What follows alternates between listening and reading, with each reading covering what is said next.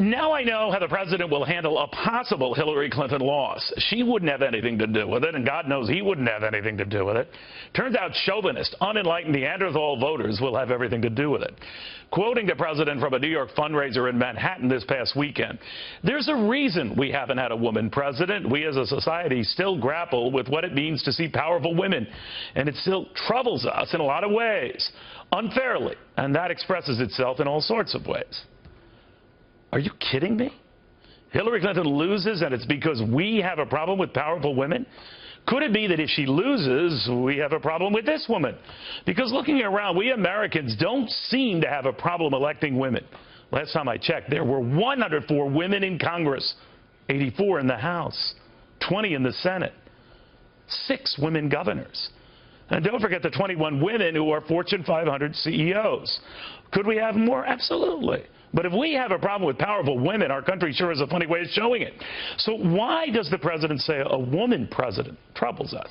Maybe because rejecting this woman deeply troubles him and what it might say about him and his policies. Maybe if Hillary Clinton doesn't get Americans' vote, it's not because she's a woman candidate, but because she's a bad candidate.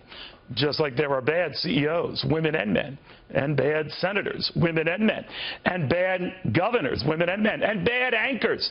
You know what I mean. We live in a country where I think few think twice about the sex of a politician. And that's good. Just like few think twice about the race of a candidate. And that's good. But for a man whose very presidency proves voters are more colorblind than we're given credit, Barack Obama lumped those who don't blindly share his views any credit. Is he saying those who didn't vote for him are racist?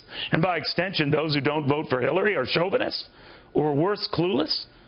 What is with defining how we vote by who we physically are? That's like telling Catholics back in 1960, I like John F. Kennedy because he's one of us. Or Greek voters, Michael Dukakis in 1988, because he's one of us. All I know is there are a lot of us, a lot of women who won't vote for a woman just because she's a woman, and a lot of men who won't vote for Trump just because he's a man. Wasn't it Martin Luther King who urged us all to judge someone not by the color of their skin, but by the content of their character? I've always thought that it's character, not chromosomes, that count. So why, Mr. President, are you of all people who rose above that fray, lecturing Americans who you seem to be urging back into that fray? How many times can you use the race card or gender card before you realize you got an empty hand?